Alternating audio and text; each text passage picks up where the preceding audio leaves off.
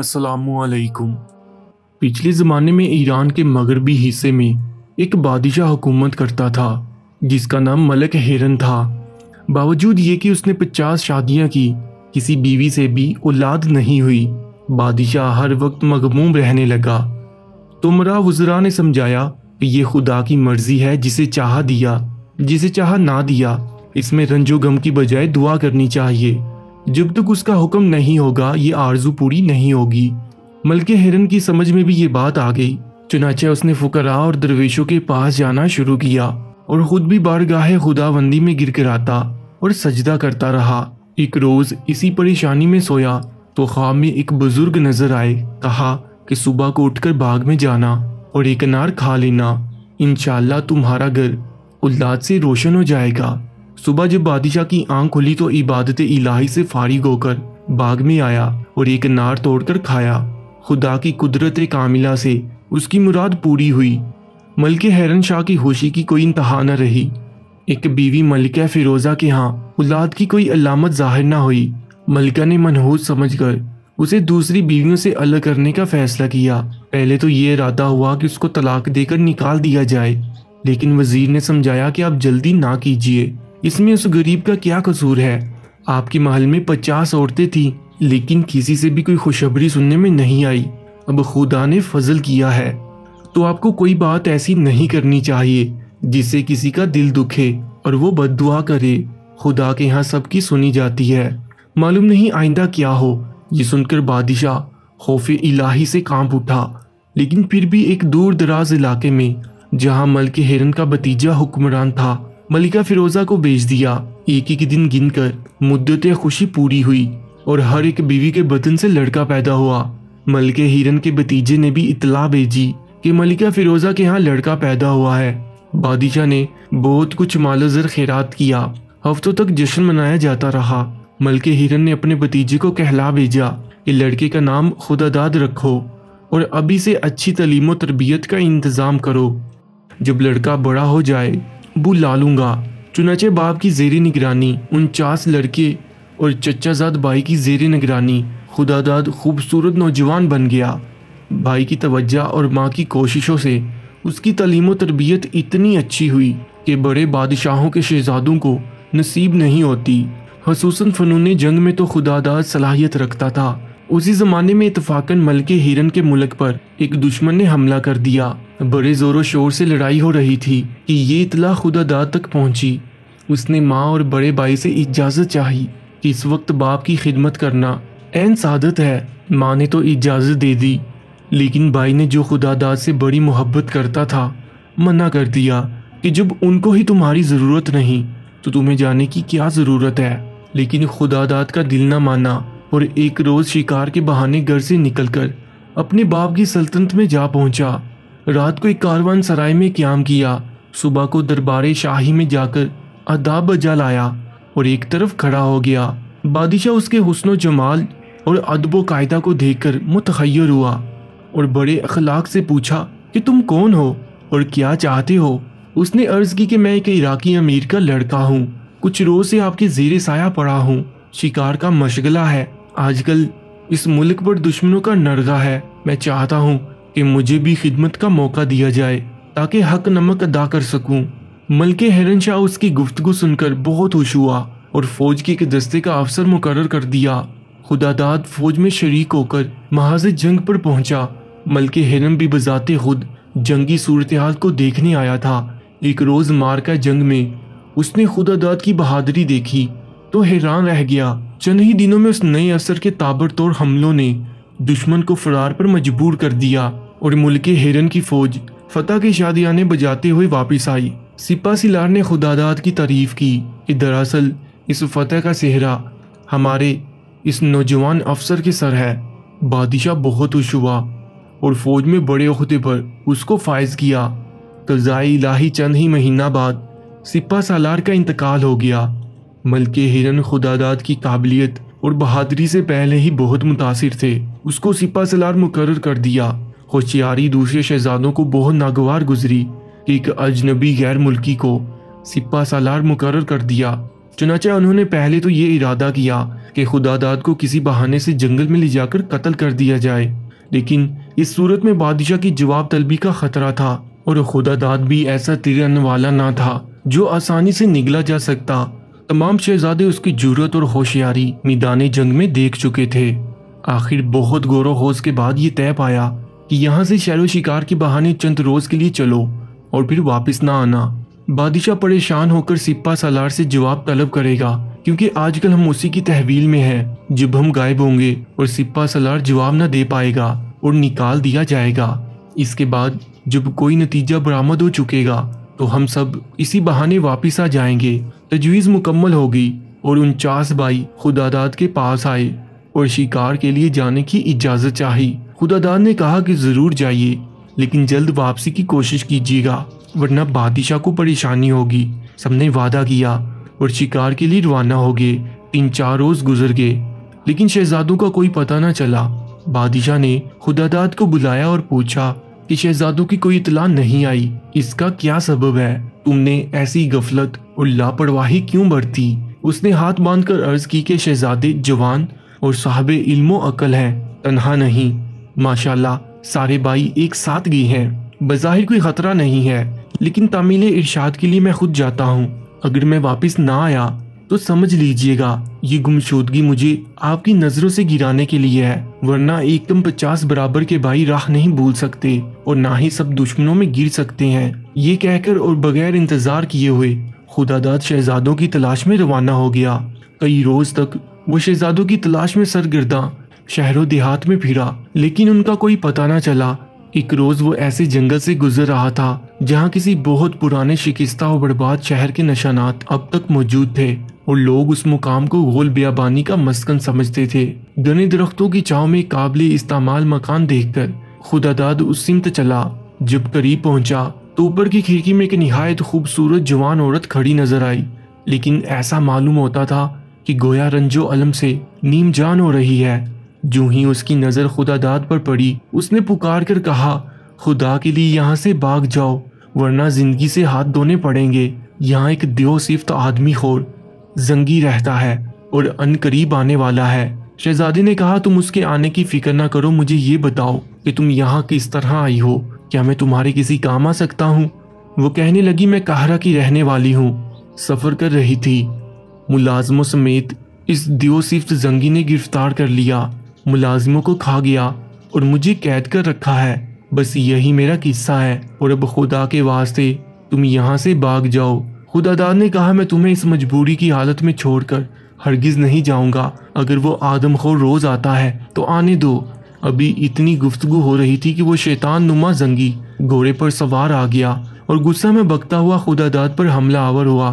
شہزادہ اپنی چلاکی سے اس کے وار روکتا رہا، لیکن خود کوئی جوابی حملہ نہ کیا۔ اس میں شک نہیں کہ زنگی بہت ہی قوی ہیکل اور فنون جنگ سے آگاہ تھا، لیکن وہ اپنی طاقت کے زور میں مسلسل حملے کرتا رہا، یہاں تک کہ خدا داد نے محسوس کیا کہ اب زنگی سست ہونے لگا ہے تو اس نے غیرت دلانی شروع کر دی کہ او نامرد، بس اتنا ہی زور اور قوت تھی۔ یہ سن کر زنگی مجنونانہ غصے میں تابڑتوڑ حملے کرنے لگا۔ غرض چند ساتھ کی تھکا دینے والی لڑائی کے بعد زنگی آدم خور بالکل بے دم ہو گیا تو خدا داد نے اپنی تلوار بلند کی اور اس سے پیشتر کہ زنگی اپنے بچاؤ کی راہ نکال سکے، اس نے تلوار کا ایسا وار کیا جس سے بد نصیب کی گردن کٹ کر سر قدموں میں آ کر گرا۔ عورت نے اوپر سے خوشی کا نعرہ بلند کیا اور خدا کے حضور ادائے شکر کے لیے سر جھکایا۔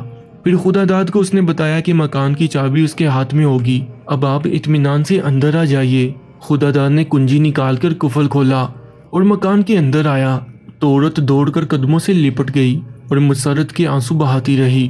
بمشکل خدا داد نے اس کو اٹھایا اور تسلی دی کہ اب تم اطمینان رکھو، آئندہ تمہیں کوئی تکلیف نہیں ہوگی۔ اسی دوران اس نے کسی کے کراہنے کی آواز سنی تو عورت سے پوچھا کہ یہ کون ہے؟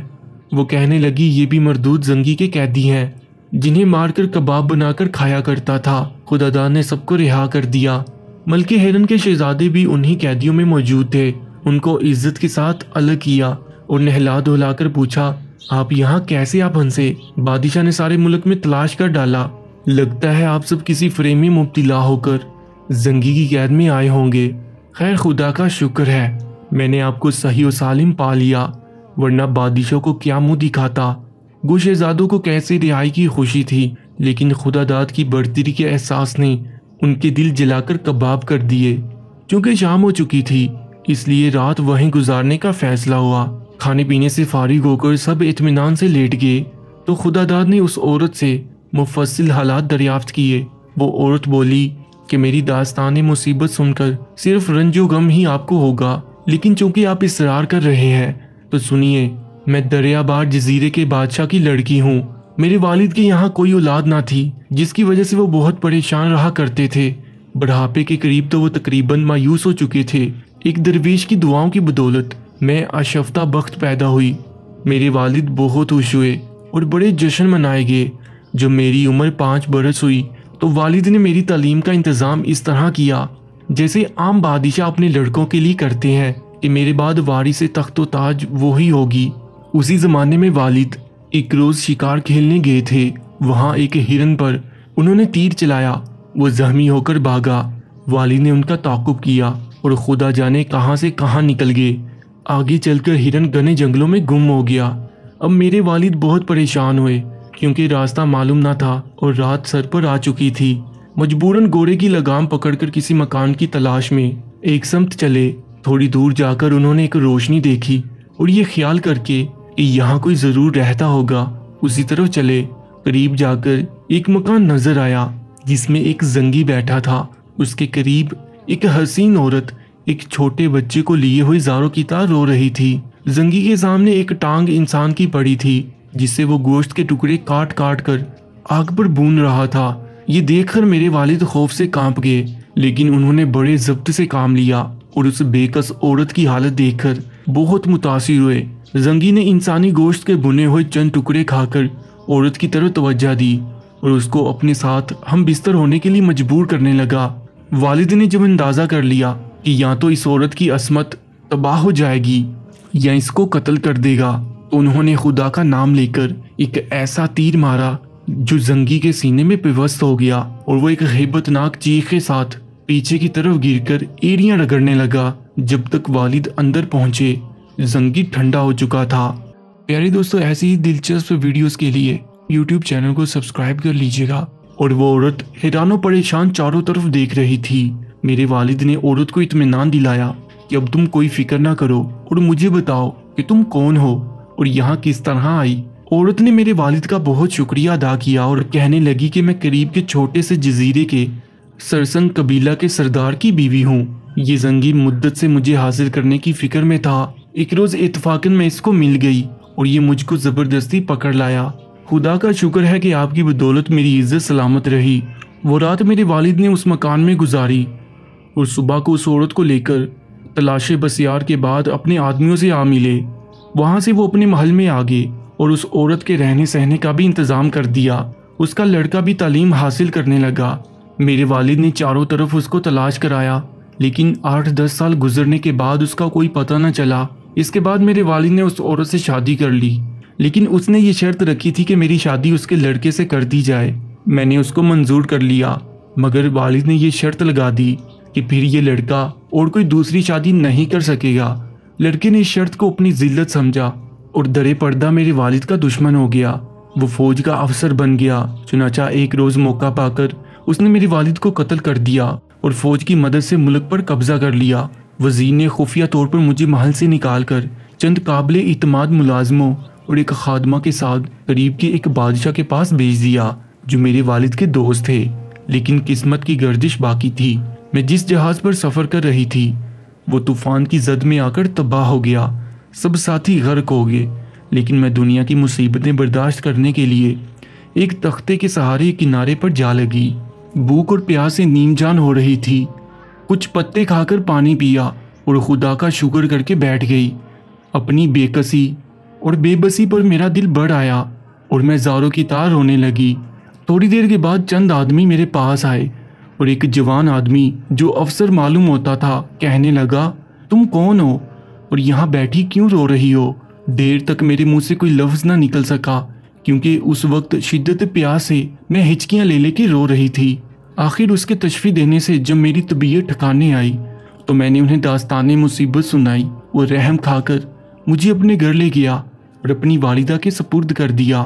وہاں جا کر مجھے معلوم ہوا کہ وہ ایک چھوٹے سے علاقے کا حاکم ہے۔ تھوڑے ہی عرصہ کے قیام کے بعد وہ مجھ سے محبت کرنے لگا۔ ایک روز اپنی والدہ کی معرفت نکاح کے متعلق اس نے میری مرضی معلوم کرائی۔ میں نے سوچ کے بظاہر اس میں کوئی برائی نہیں ہے اور میرا بھی کہیں دوسرا ٹھکانہ نظر نہیں آتا، منظوری دے دی۔ چنانچہ ایک قریب کی تاریخ نکاح کے لیے مقرر کر دی گئی۔ ابھی عقد میں کئی روز باقی تھے کہ ہمارے علاقے پر ایک دشمن نے حملہ کر دیا۔ شکست کھا کر میں اور وہ حاکم علاقہ جس سے میری شادی ہونے والی تھی ایک کشتی میں بیٹھ کر فرار ہوئے۔ دور دراز کے سفر کے بعد ہمیں ایک جہاز مل گیا۔ جب ہم اس کے قریب پہنچے تو معلوم ہوا کہ وہ ڈاکوؤں کا جہاز ہے۔ چنانچہ ان لوگوں نے ہمیں گرفتار کر لیا اور میرے منصوب کو قتل کر کے سمندر میں پھینک دیا۔ میں مصیبتوں میں گر گئی اور یقین ہو گیا کہ میری عصمت نہیں بچ سکتی، لیکن قدرت کو ایسا منظور نہ تھا۔ میرے حصول کے بارے میں ڈاکوؤں میں جھگڑا ہو گیا اور معاملہ اتنا توڑ پکڑ گیا کہ ان میں لڑائی شروع ہو گئی۔ بہت سے مارے گئے، کچھ زخمی ہو گئے۔ اسی گڑبڑ میں جہاز ان کے قابو سے باہر ہو گیا اور ایک چٹان سے ٹکرا کر تباہ ہو گیا۔ معلوم نہیں کون بچا اور کون غرق ہوا۔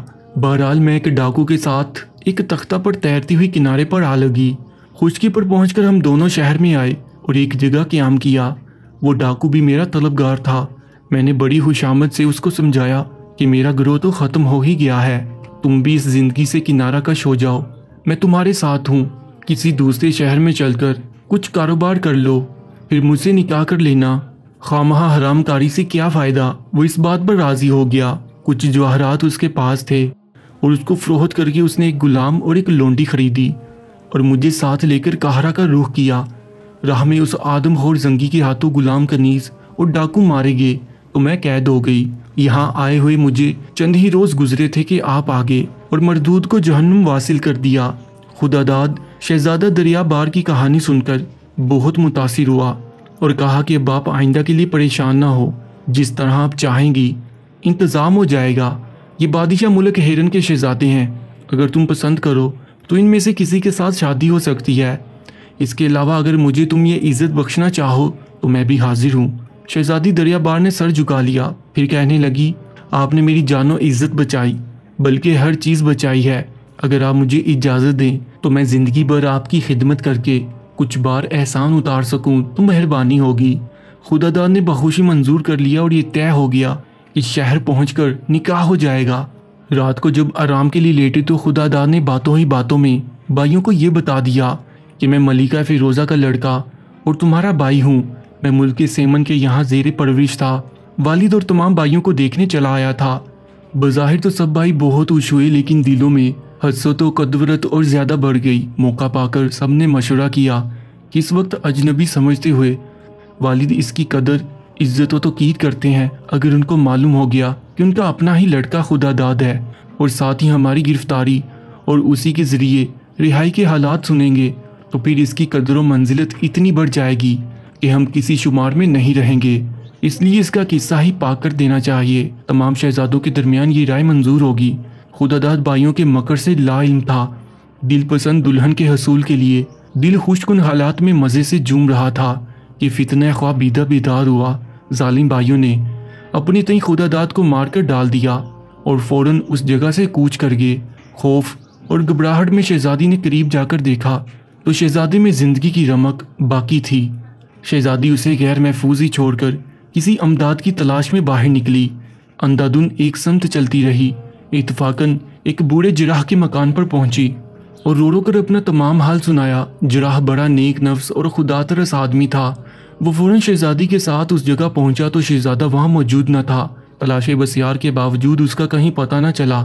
شہزادی دریا بار زاروں کی طرح رونے لگی۔ نیک دل جراح نے اس کو تسلی دی اور اپنے ساتھ گاؤں میں واپس لایا۔ وہاں اپنی بیوی کو کل حالات بتا کر مجھے اس کے سپرد کر دیا۔ چند روز تک شہزادی دریا بار فرتے غم سے بالکل بدخاص رہی۔ آخر بروقت مدد اور جراح کی بیوی کی دلجوئی سے جب طبیعت بحال ہوئی تو جراح اور اس کی بیوی نے مشورہ دیا کہ ملک ہرن کا دارالحکومت یہاں سے قریب ہی ہے، تم اس کے پاس چلو، اپنی داستان مصیبت سناؤ، ہمیں یقین ہے کہ وہ ہماری داد رسی کرے گا اور اگر شہزادہ زندہ موجود ہوگا تو ضرور تلاش سے مل جائے گا۔ یہ تجویز بہت معقول تھی، چنانچہ جراح اور شہزادی دونوں اونٹوں کا انتظام کر کے شہر ہیرن کی طرف روانہ ہو گئے۔ تیسرے دن وہاں پہنچ کر ایک گاؤں کے سرائے میں قیام کیا۔ جراح نے شہزادی کو سمجھا دیا کہ حرکت و ناقص سے اپنا حال بیان نہ کرنا، کیونکہ خداداد کے قاتل بھائی بھی یہی ہے۔ اگر ان کو تمہاری آمد کا علم ہو گیا تو کوئی نہ کوئی فتنہ کھڑا کر دیں گے۔ چنانچہ پہلے جراح نے شہر میں نکل کر حالات معلوم کرنے شروع کر دیے تاکہ دریافت ہو سکے کہ شہزادگان ہرن نے آ کر کیا قصہ مشہور کیا ہے۔ مختلف لوگوں سے پوچھ گچھ کر کے اسے علم ہوا کہ شہزادہ خداداد کی والدہ ملکہ فیروزہ بھی یہاں آ گئی ہے اور اپنے بیٹے کی طرف سے بے حد فکر مند ہے۔ ملکہ ہرن کو جب یہ معلوم ہوا کہ خداداد سپہ سالار اس کا اپنا بیٹا ہے تو ہر طرف اس کو تلاش کرانے لگا، لیکن اب تک اس کا کہیں پتہ نہیں چلا اور بادشاہ بہت رنجیدہ ہے۔ یہ سب حالات معلوم کر کے جراح سرائے میں واپس آیا اور شہزادی کو کل واقعات سنا کر کہنے لگا کہ میری رائے ہے کہ تم کسی نہ کسی طرح پہلے ملکہ فیروزہ سے ملو اور اس کو سارا ماجرا سناؤ، اس کے بعد بادشاہ تک رسائی آسان ہوگی۔ شہزادی دریا بار نے بھی یہ تجویز پسند کی، چنانچہ نقاب اوڑھ کر وہ محل سرا میں پہنچی اور دربانوں سے مختلف ہیلے بہانے کر کے اندر جانے میں کامیاب ہوگی۔ ایک کنیز اس کو ملکہ فیروزہ کی خدمت میں لے گئی۔ وہاں پہنچ کر اس نے تخلیہ کی درخواست کی، مگر ملکہ فیروزہ نے بڑے تعجب کے ساتھ الگ لے جا کر آنے کا سبب دریافت کیا۔ شہزادی دریا بار نے رو رو کر شہزادہ خداداد کی کل داستان سنائی اور جس طرح جراح کی امداد سے یہاں تک پہنچی تھی کل واقعات بھی عرض کیے۔ ملکہ فیروزہ یہ حالات سن کر بہت روئی۔ اس کے بعد اس نے ہرن شاہ کو محل سرا میں بلا کر سب حال سنایا۔ بادشاہ دیر تک شہزادی سے مختلف سوال کرتا رہا۔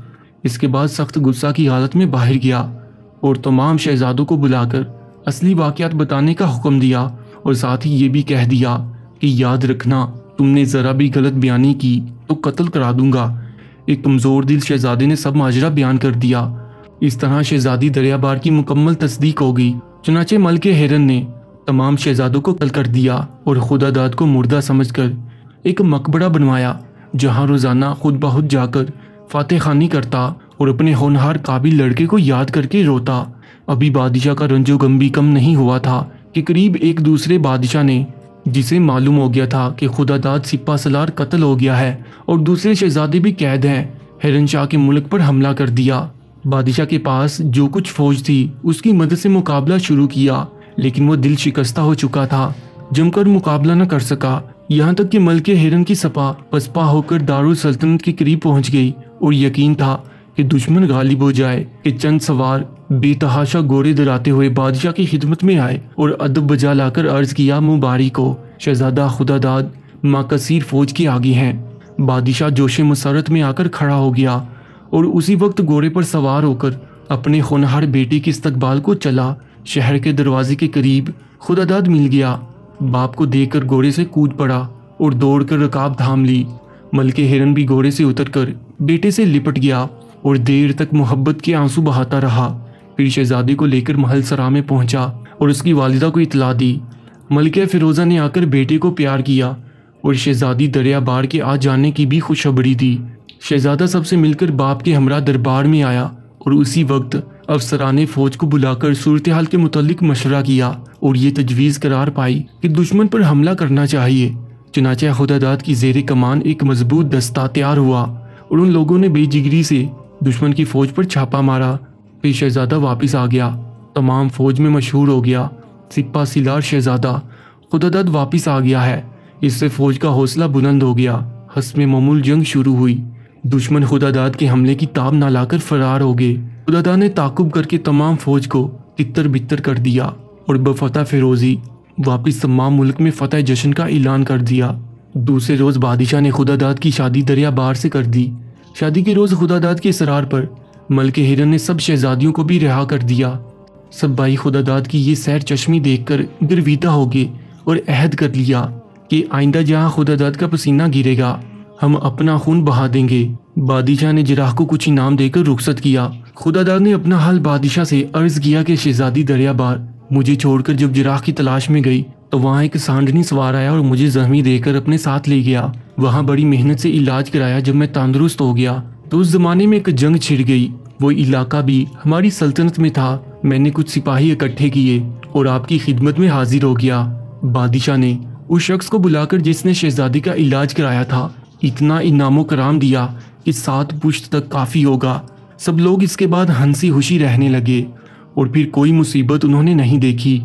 یہ کہانی سنا کر شہزادی کہنے لگی کہ کل انشاءاللہ سوتے جاگتے کی کہانی سناؤں گی جو اپنی نظیر آپ ہے۔ بادشاہ نے اس روز بھی قتل کا ارادہ ملتوی کر دیا اور اپنے کاروبار شاہی میں مصروف ہو گیا۔ انشاءاللہ ملتے ہیں ایک اور سبق آموز کہانی کے ساتھ۔ مجھے دیجیے اجازت۔ اللہ نگہبان۔